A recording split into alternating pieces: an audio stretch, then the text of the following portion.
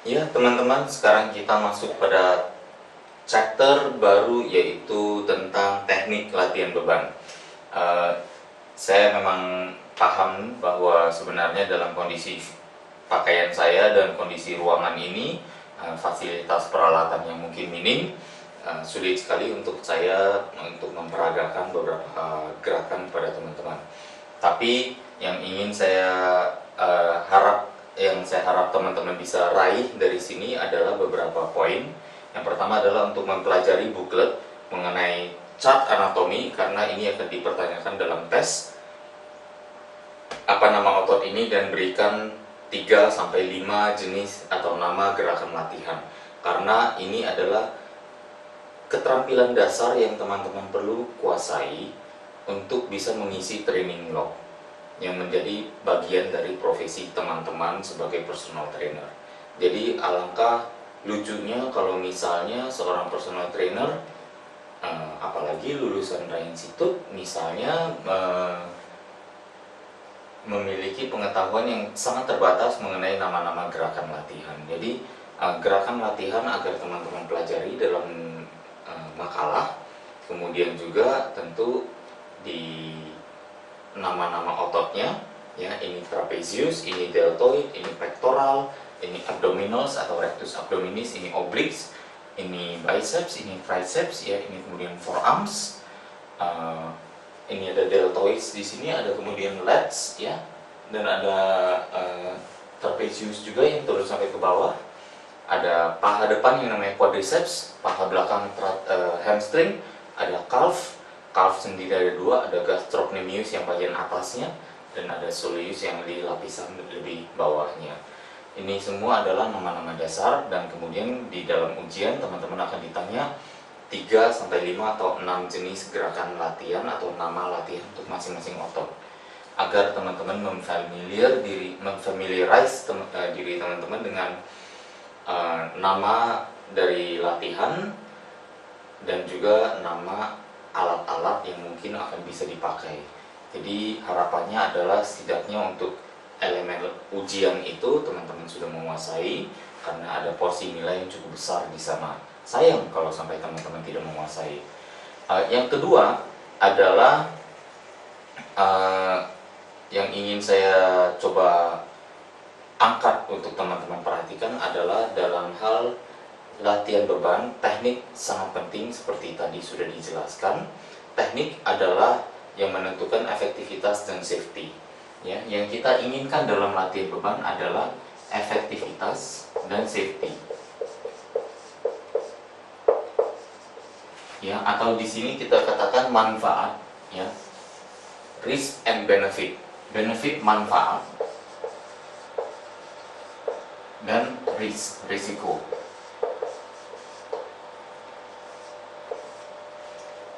Ada mungkin baik pilihan gerakan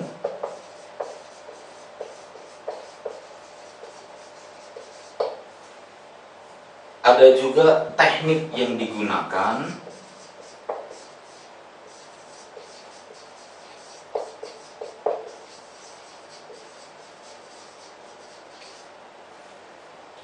yang akan menentukan apakah manfaat meningkat atau risiko bisa meningkat. Ya, adalah satu value yang teman-teman bisa berikan pasti kepada klien apabila kita bisa memberikan pilihan gerakan yang tepat dan teknik gerakan yang baik juga, ya, dengan analisa yang tepat agar tercipta manfaat yang meningkat dan risiko yang turun. Itu adalah goal ideal dari kita sebagai personal trainer. Ya, bukan hanya sekedar spotting saja. Dan mumpung masih di spot, kita bahas spotting, saya ingin kabarkan kepada teman-teman, ada berbagai informasi yang cukup unik terhadap spotting ini sendiri, ya. Ada yang mengatakan bahwa spotting kita perlu memegang pada bagian lengan atau pada bagian tertentu. Ada yang mengatakan kita biarkan saja klien menggunakan bebannya, menggunakan tenaga dan upayanya sendiri, kita memperbaiki melalui cue verbal, melalui instruksi-instruksi, baru pada titik-titik tertentu saja kita bantu. Nah, posisi kita di Rain Institute lebih menyukai memberi yang kedua tadi, yaitu kita amati ya apa yang kemungkinan salah dari gerakannya, kita perbaiki melalui instruksi, melalui level komunikasi yang sangat intensif saat mereka melakukan gerakan atau repetisi, dan kita tahu titik di mana kita perlu membantu, spot di mana perlu bantunya, dan pada saat itu, dan kita juga tahu di saat kapan kita masuk ke dalam spot tersebut. Itu adalah stance kita atau pendapat Rain Institute akan pemanfaatan spotting atau teknik spotting yang benar. Jadi bukan saja semata-mata kita bantu klien kita dari awal sampai akhir. Bagi saya itu adalah satu mohon maaf kalau saya menggunakan kata yang agak keras di sini, yaitu satu penipuan terhadap uang klien, ya, dimana kita bantu memberikan tenaga ekstra seolah-olah saat klien bench press kita melakukan arm curl, ya. I'm sorry to say, karena harapan kita di sini adalah untuk bukan membuat klien tergantung sama kita karena kita beri tenaga palsu ke sana. Ya, untuk apa klien mengangkat beban yang lebih berat, ya, yang meningkatkan risiko cedera mereka, yang manfaatnya mereka dapat lebih rendah karena bukan mereka yang mengeluarkan tenaga itu sendiri, dan kita yang mengeluarkan tenaga, kita sendiri menempatkan diri kita pada posisi rentan risiko cedera juga. Dan pada saat yang sama kita capek yang nggak perlu, hanya demi terlihat seolah-olah membantu klien dari awal. Dan I don't know, ya, apakah ini menjadi standar practice, ya, tapi buat pribadi saya, personal, pendapat personal saya atau kami di Rain Institute akan ini menawarkan value yang bahkan lebih rendah daripada yang bisa kita berikan. Ya, there's so many things to look at saat klien sedang melakukan satu gerakan. Ada begitu banyak yang perlu kita awasi, amati, cermati, mana yang potensi salahnya atau potensi keluar jalur yang akan meningkatkan risiko, mana yang akan sebenarnya kita benarkan lagi untuk kembalikan meningkatkan manfaat dan menurunkan risikonya. Begitu banyak cue atau instruksi yang bisa kita berikan dan kita awasi, ya. Dan kalau kita memberi bantuan tenaga seperti itu, hilang sudah value-value tambahan yang tadi saya sampaikan. Belum lagi kalau ternyata akhirnya klien merasakan saya tidak bisa berlatih tanpa trainer saya karena saya tidak sekuat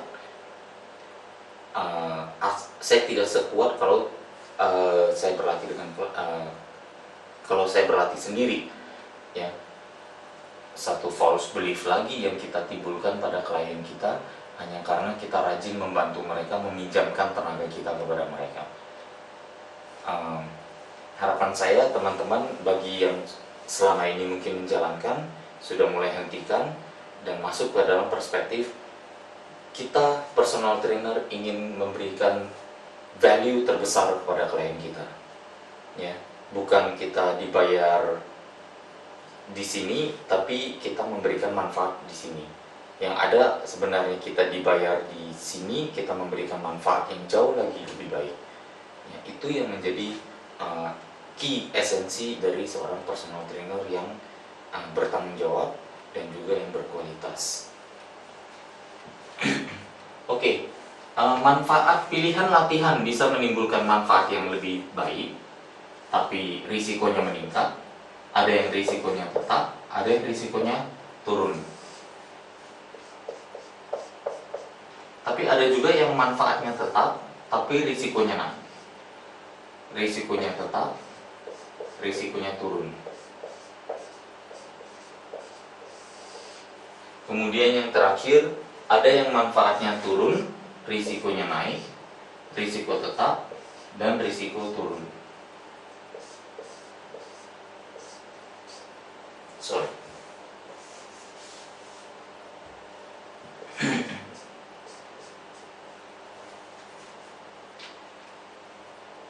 Ada 9 skenario. Yang pasti yang kita inginkan adalah yang di sini, manfaat meningkat, keberadaan kita harus menciptakan ini kepada mereka, harus memberikan ini kepada mereka. Manfaat dari olahraga dengan teknik yang benar, pilihan gerakan yang benar, tahapan latihan yang benar akan memberikan manfaat yang lebih tinggi dan risiko yang lebih rendah. Ya. Dan mungkin masih bisa diterima apabila dengan risiko yang sama. Mungkin harusnya yang digambar adalah seperti ini.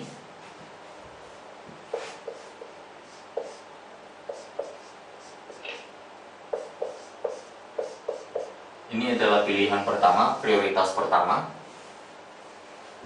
Ini prioritas kedua. Dan ini pada orang-orang tertentu, klien-klien tertentu mungkin merupakan sesuatu yang acceptable. Ya, tapi kita harus sudah mulai berhati-hati di sini. Ya. Atau dengan manfaat yang sama, teknik yang kita berikan berhasil menurunkan risiko.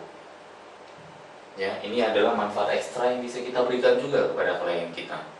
Jadi teman-teman agak berhati-hatilah di sini dalam menentukan teknik atau memberikan teknik latihan. Ya, saya tidak akan pernah mengatakan bahwa teknik mana yang paling tepat, teknik mana yang salah. Intinya dalam sesi teknik latihan beban ini, kalau ada satu yang bisa teman-teman dapatkan dalam sesi ini adalah apa yang akan saya sampaikan di sini. Setiap bentuk olahraga, adalah memberikan atau mengaplikasikan force kepada tubuh, mengaplikasikan tekanan kepada tubuh kita. Ya, exercise adalah applying force to the body. Olahraga adalah menempatkan beban atau tekanan kepada tubuh kita. Jadi setiap gerakan yang tercipta, entah ini seperti ini, entah seperti ini, atau gerakan apapun, pasti ada otot yang menggerakkan. Ya. Pertanyaannya, apabila kita melihat seseorang atau seorang klien atau seorang member di gym melakukan gerakan latihan, pertanyaannya, apa yang mau dilatih? Ya. Dan apakah gerakan latihan ini sejalan dengan apa yang mau dilatih? Atau malah gerakan latihan ini melenceng jauh, kelihatannya aja seperti mau melatih otot ini, tapi ternyata tidak ketemu. Ya. Jadi setiap gerakan latihan pasti ada otot yang menggerakkan. Pertanyaannya adalah, apakah itu otot yang mau kita latih? Apakah gerakan ini memberikan tekanan termaksimal, tekanan yang paling tinggi, untuk manfaat paling tinggi dan risiko paling rendah kepada otot yang mau dilatih? Ya, jadi teman-teman agar bisa camkan ini juga supaya perspektif kita terhadap latihan beban atau menentukan apply force to the body bisa menjadi lebih baik. Ya, di sini kita lihat lagi secara overview-nya, kita ingin memberikan manfaat lebih, tapi dengan risiko yang lebih rendah. Atau ada beberapa alternatif latihan yang dimana manfaatnya sama tapi risikonya bisa kita minimalisir. Ya.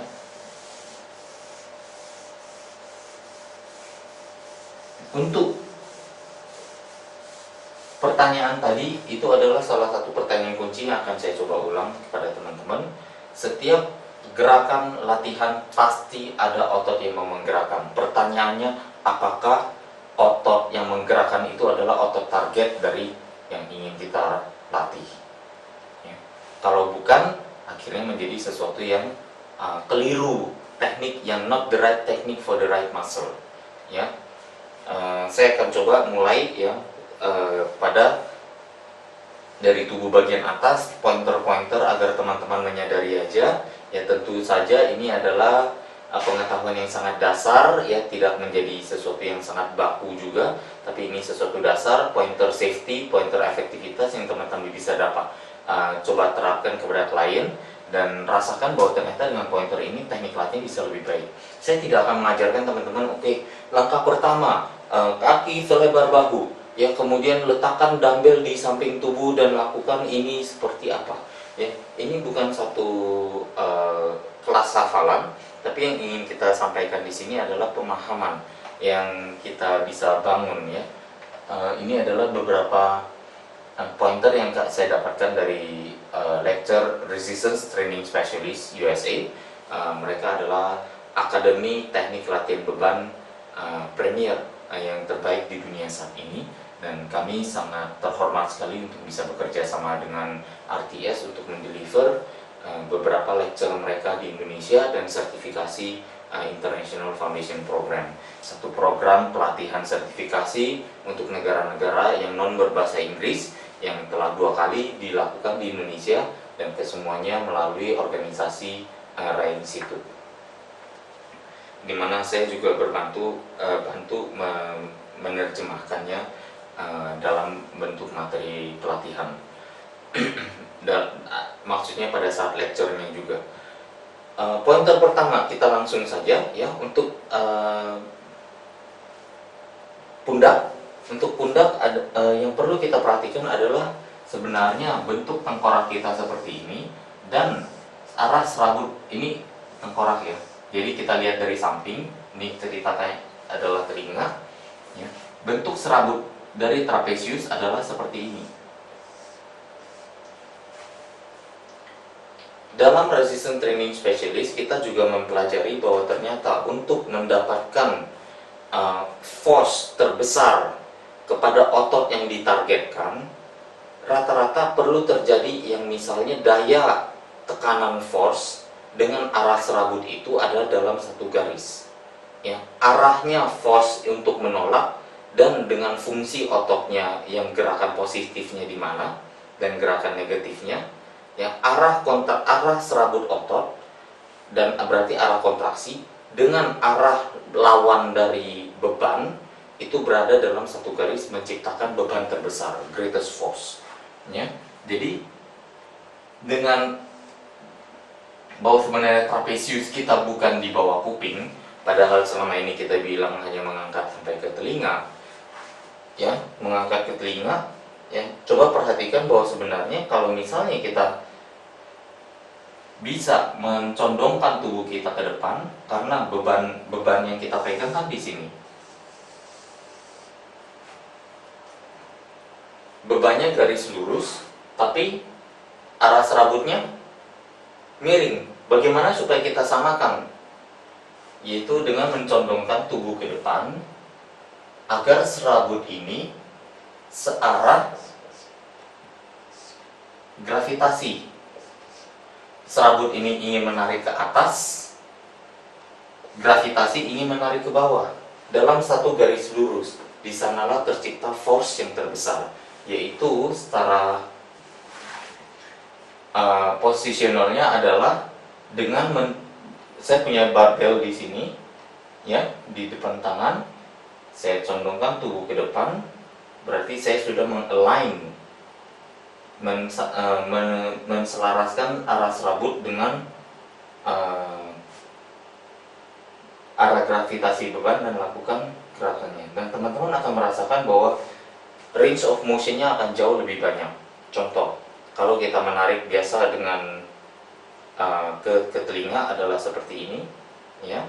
Kemudian rasakan, lihat perbedaannya apabila saya mencondongkan tubuh ke depan, saya rapatkan dagu, kemudian saya lakukan, bisa terlihat bahwa range of motionnya jauh lebih besar kalau misalnya kita ternyata menyelaraskan hal ini. Alternatif kedua adalah kita dengan menarik kabel dari depan ya, karena arah serabut kita sudah seperti ini, berarti kita juga bisa menyelaraskan arah datangnya beban agar tubuh kita bisa berdiri tegak dengan posisi tubuh. Kalau tubuh kita harus kita condongkan, lower back kita harus kuat. Tapi kalau kita melakukan dengan mau posisi tegak juga tidak ada masalah, meskipun memang ada beban juga yang harus terkena di lower back. Tapi mungkin secara positional kita lebih nyaman berdiri tegak, kita dapatkan satu force yang akan menarik kita ke sini untuk trapesius kita bisa tarik ke arah yang berlawanan, ya, tapi dalam satu garis lurus antara serabut dengan beban. Yang bisa terjadi seperti ini adalah dengan penggunaan kabel. Jadi adalah gambarannya seperti ini.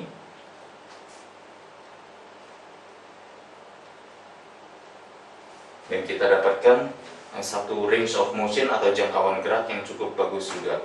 Pointer untuk bahu sekali lagi juga adalah kita perhatikan mengenai spasi lengan kita.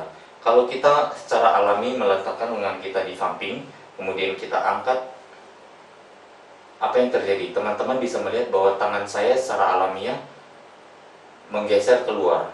Sekali lagi, nah ini adalah alamiahnya, dan ini adalah kemudian menjadi spasi jarak antar tangan kita di genggaman barbel ataupun dengan genggaman kabel, ya. Berarti ambil pegangan yang sedikit lebih lebar. Kalau kita rapatkan, tidak kita dapatkan pembesaran atau jarak ini yang sebenarnya adalah satu restriksi atau keterbatasan tersendiri. Dengan dumbbell juga sama. Dengan dumbbell, karena dumbbell yang kita pegang berat akan gravitasinya, daya tarik ke bawah tubuh seperti ini. Waktu kita tarik, pergerakan lengan alamiah ini tidak terjadi karena dumbbellnya terlalu berat dan merapat ke badan kita. Jadi secara pertimbangan alamiah gerakan akan lebih menyenangkan atau akan lebih nyaman juga apabila kita meletakkan spasi lengan kita ke titik terluar di mana pegangan pada titik jarak terpuncak puncak gerakan, di mana lengan kita berada dalam posisi terjauh. Di sanalah genggaman dumbbell atau barbel kita atau pada bar itu terjadi. Jadi sekian untuk pembahasan trapesius. Kalau teman-teman mau ajukan pertanyaan silakan, ya. Sekarang saya lanjut kepada pointer pada latihan trapesius samping, ya. Trapesius tengah dan bawah. Trapesius tengah latihannya juga bisa kita lakukan dengan rowing, tapi dengan rowing yang sifatnya skapulanya atau tulang belikatnya terkunci, ya. Terkunci dan terbuka, terkunci dan terbuka, itu adalah salah satu fungsi dari trapesius tengah, yaitu dengan cara seperti ini. Perhatikan lengan saya tidak terjadi pembengkokan. Yang terjadi hanyalah saya mempertemukan kedua belikat saya di tengah. Mempertemukan kedua belikat saya di tengah, atau dengan nama retraksi dan kemudian protraction atau release. Retraksi dan protract itu melatih trapesius bagian tengah. Bisa kita lakukan dalam mesin rowing, ya, baik mesin ataupun dengan kabel seated row, ya. Otot trapesius tengah ini juga cukup bagus untuk kita latih apabila atau klien kita latih apabila klien kita memiliki masalah bungkuk, ya. Memperkuat bagian trapesius tengah akan perlahan-lahan membantu memperbaiki postur mereka. Tapi di sini sekali lagi saya berikan disclaimer bahwa tidak memperbaiki posisi lordosis atau skoliosis dari tulang belakang mereka, tapi lebih kepada kalau memang ternyata ada ketidakseimbangan karena dada yang terlalu kuat dan pola duduk dan bekerja yang terlalu membungkuk dan menciptakan kelemahan ketidakseimbangan kekuatan di sini terlalu kuat dan trapesius belakang yang terlalu lemah, trapesius tengah, berarti ini adalah latihan penguatan yang bisa mencoba mengembalikan postur mereka. Sekali lagi, ini perlu dikonsultasikan ke dokter sebelum kita bisa meresepkan gerakan tersebut kepada klien, ya. Kita sekarang lanjut kepada deltoids. Sederhana sekali. Kalau deltoids atau bahu, ya, bidang tubuh pergerakan kita yang aman adalah dari sini sampai ke sini. Ini adalah bidang gerakan tubuh yang nyaman selama siku ada di depan bahu. Begitu siku ada mulai di samping atau di belakang bahu, sudah menjadi tercipta ketidaknyamanan. Apalagi kalau misalnya saya harus mendorong lagi beban, ada pemaksaan seperti ini, sehingga tercipta rotasi eksternal dari persendian bahu saya dan saya sendiri merasakan sudah tidak nyaman. Demikian hal yang sama ini adalah plane atau bidang gerakan yang nyaman bagi tubuh kita, ya. Tapi begitu kita mulai turun ke bawah sudah tidak nyaman, ya. Terjadi rotasi internal, arah elbow kita sudah terjadi rotasi internal seperti ini dan merupakan satu ketidaknyamanan juga. Jadi untuk gerakan bahu sendiri banyak sekali gerakan yang bisa kita lakukan, baik itu mesin press, dumbbell press, bisa cukup banyak variasi sampai ke military press, ya. Sederhananya seperti itu. Dan mengenai pergerakan dari tulang belikat atau scapula itu kita biarkan terbebas saja, karena dengan lengan terangkat tulang belikat kita akan terjadi elevasi secara alamiahnya sendiri. Jadi tidak perlu terlalu kita khawatirkan apakah belikat kita harus dikunci. Tidak mungkin terjadi penguncian juga, karena rumah dari pertemuan dari belikat dengan tulang lengan di sini, humerus, begitu terangkat, belikat kita akan secara otomatis mengikuti. Jadi kita lakukan biasa saja, ya, kita biarkan belikat kita bebas. Untuk shoulder press, tapi untuk shoulder press di belakang merupakan salah satu gerakan yang sudah tidak dianjurkan lagi, karena ya faktor rotasi eksternal tadi, ya, membuat bahu kita dalam posisi yang sangat lemah. Terjadi kerusakan pada persendian bahu, yang potensi kerusakan persendian bahu yang besar sekali, dan apabila kita ulang-ulang akan secara kronis akan terjadi yang namanya joint dysfunction, ya, disfungsi dari persendian, yang akhirnya kita mendapatkan loose shoulder yang akan semakin lemah. Ini tentunya tidak kita harapkan. Sebagai personal trainer, kita wajib menghindarkan klien kita dari risiko-risiko cedera seperti itu, bukan malah mendekatkan dari risiko cedera, ya. Kalau untuk deltoids lagi, yaitu adalah deltoids untuk pointer, ya, semakin ke samping semakin besar keterlibatan deltoid samping, ya, semakin ke depan semakin besar keterlibatan deltoid depan, ya. Pada dasarnya semua shoulder kompleks ini akan menyerap beban, ya, tapi perpindahan aja, pergeseran sedikit tekanannya ada di depan. Kalau misalnya siku kita agak jauh ke depan, semakin ke samping semakin teman-teman bisa merasakan terjadi pergeseran dari siku ini saja, terjadi kontraksi yang semakin terasa pada persendian pada odot deltoid bagian samping. Demikian halnya juga dengan lakukan lateral, ya. Lateral, apabila teman-teman misalnya sering melihat orang yang melakukan seperti ini, ya, kendalanya adalah apa? Kendalanya dengan beban yang ada di depan ini, yang biasanya mengikuti hukum gravitasi mau membawa sebenarnya lengan kita turun dan kita paksa untuk jaga pada posisi ini, berarti sudah ada mengeluarkan tenaga untuk mencegah terjadinya penurunan seperti ini. Akhirnya ada upaya untuk menegakkan. Kemudian karena ini beban ada di depan tubuh relatif, berarti ada kecenderungan tubuh kita harus ditarik lagi, tertarik oleh beban untuk condong. Tanpa kita sadari, punggung kita sebenarnya harus menarik juga untuk menyeimbangkan relatif terciptanya jarak dari bahu atau jarak dari tubuh kita. Itu semua adalah faktor-faktor risiko tambahan dalam latihan dan faktor-faktor yang menurunkan manfaat apabila kita melakukan gerakan seperti ini, apabila tujuan kita untuk melatih otot deltoid atau bahu bagian samping. Jadi akan lebih ideal apabila kita melakukannya dengan lengan lurus saja. Kalau teman-teman tidak percaya, coba ulangi lagi dengan beban dengan posisi ini, ya, tekan dan rasakan deltoid bagian samping, bahu samping. Kemudian seiring luruskan saja lengan dan rasakan apakah terjadi penambahan tekanan, ya. Teman-teman akan merasakan sendiri naik, ya, lalu luruskan lengan dan rasakan bahwa ternyata deltoid samping berada dalam posisi yang lebih kencang lagi kontraksinya di sana.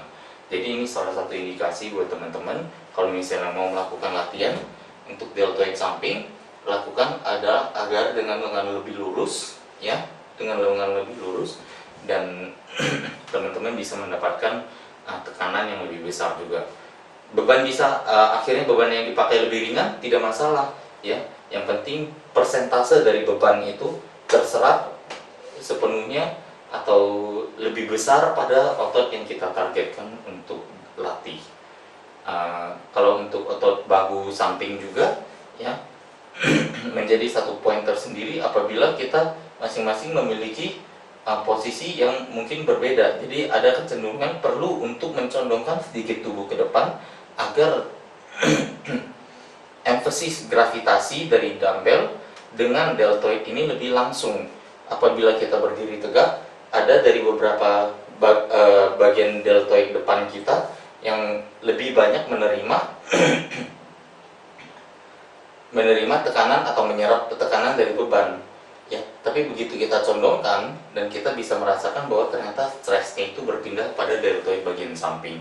Itu hanya beberapa pointer untuk otot bahu ya. Kalau untuk otot pundak bahu belakang bisa teman-teman coba lakukan dengan posisi mesin ya, dengan back flies ke samping ya, dan tapi dengan badan yang lebih tercondong ke depan. Ya demikian mungkin detail atau pointer-pointer sederhana untuk otot pundak dan bahu. Kalau teman-teman akan ada pertanyaan, silakan ditanyakan. Nanti kita bisa praktikkan juga di hari pelatihan kita sebelum